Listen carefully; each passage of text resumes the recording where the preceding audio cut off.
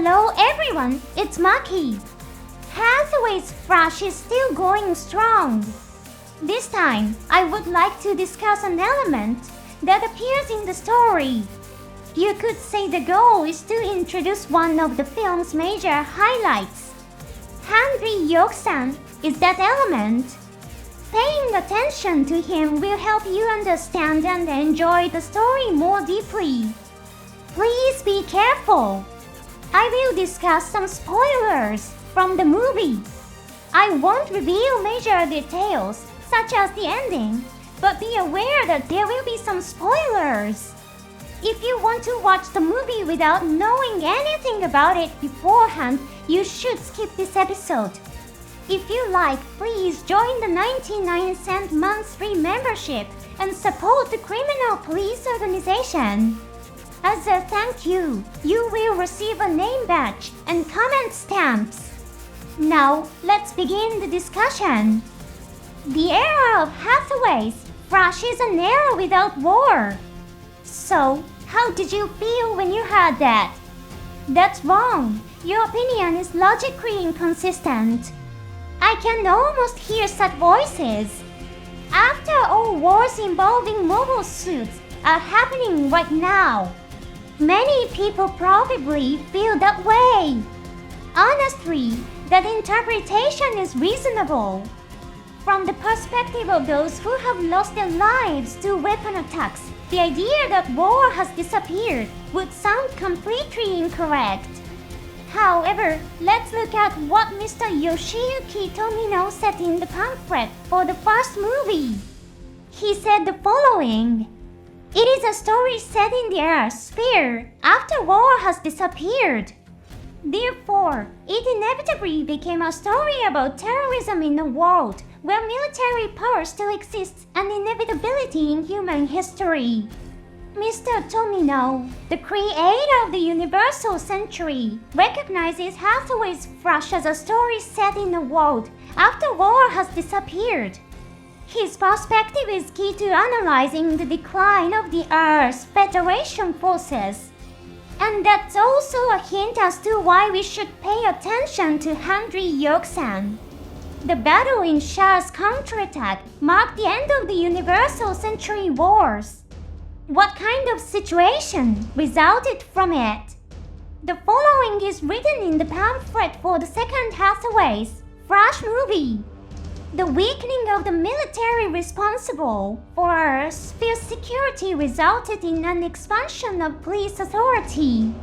An armed organization called the Manhunters gained great power. What kind of organization is the military? Many dictionaries define it as an organization that uses armed force to protect sovereign citizens. In other words, its job is to resist external threats and defend the people. So, what kind of state are the Earth's Federation forces and the Manhunters in within the Hathaway's Flash story? In the first movie, the Manhunters deploy mobile suits in the city and fire their guns. Hathaway condemns them for this, saying that they think they are a military. Although the Manhunters and the Earth's Federation forces belong to the same government, they are separate organizations. A scene in which the police act like the military is exactly the behavior described by the idea that police authority has expanded its power. A situation in which a police organization believes it is a military is exactly what the taxi driver meant when he told Hathaway that it is a terrible situation. They mistakenly believe they are an army, yet they are using their weapons against the people they are supposed to protect. It's an ugly and horrifying logical failure. So far, I've discussed elements such as the wars during Hathaway's era of Flash and the weakening of the Earth's Federation forces, as well as the growing power of the Manhunters. Now, let me introduce an important scene from the second movie. Paying attention to the words and actions of Hundley Yeoksan will reveal something new. He is the director of the Earth's Federation government's criminal police organization. The scene that I found particularly unpleasant is the conversation he has with his subordinate, K-Page Hugest. While putting on Hugest's tie, Hundley says the following. If you want to keep looking at this view, you should pay attention to your appearance as well. At first, he seems very calm and intellectual. He personally fixes his subordinate's appearance while discussing the proper mindset for the job. Some people may have felt that Hundley seemed like a dependable boss from his behavior. However, I want you to remember the main theme of Hathaway's, Flash. The theme is that environmental pollution on Earth is severe, and Hathaway challenges the privileged class that tries to monopolize the planet.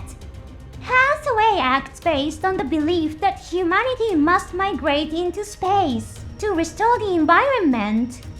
Hundley's view is, of course, of the Earth. This is the exact opposite of living in space. Living on Earth is an extremely privileged act. Hundley's words probably feel different now. Of course, that is not the only important point. I felt it was ugly based on an interpretation that includes other elements as well. Please remember the line Hundley said in the first film. It was something he said to Hathaway. In one scene, he laughed and said that the professor's ideology had something in common with the organization. Hundley briefly explained the ideology of Professor Ameda Mansan here. Professor Ameda teaches Hathaway how to be a plant inspection officer.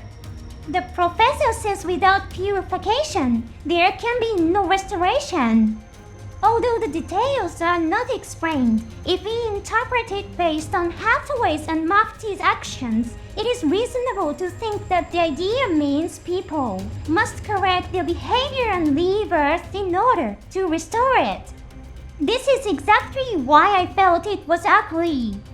Hundley behaves as if he sympathizes with Professor Ameda's ideology on the surface. However, in his conversation with Hugest, continuing to live on Earth becomes the purpose of his work. It is worth noting that Hundley makes completely opposite statements in parts 1 and 2. Hundley's behavior suggests that he has lost sight of the purpose behind his actions. There are many other noteworthy points about Hundley's actions. In the second movie, for example, he asks the Earth Federation forces for cooperation. He enlists the military's help to crack down on illegal residents on Earth. Depending on your interpretation, he may appear to be a dependable person who cooperates with different organizations to maintain order. However, shortly after this scene, Kenneth throws down documents and shouts angrily. It's clear that Hundley's request for cooperation was not friendly. The pamphlet description I introduced at the beginning also supports this idea. It states that the military weakened while the police organization expanded its power. There is another scene in which he speaks with senior officers of the Earth Federation forces. Hundley is meeting with the military leadership to discuss the defense operation for the Adelaide Conference. There he proposes summoning Bright Noah for the defense mission. At first glance, this scene may again make him appear dependable as he works beyond organizational boundaries to maintain order. However, it is also abnormal for Hundley, the police organization's director, to be giving directions regarding military personnel. After this scene, Bright Noah responds to the summons and leaves his home. In other words, the military approved Hundley's demand. Bright is an extremely capable commander with extensive combat experience. It would not be strange to call him a hero. The fact that such a person can be summoned by the chief of a police organization instead of the military itself is a serious matter. This scene truly symbolizes the weakening of the military and the expansion of police authority. Though it's a small detail, the scenes in which Hundley appears are worth paying attention to in order to deeply understand Hathaway's flash. I hope you will keep an eye on his movements as well. Thank you for watching until the end. See you in the next episode.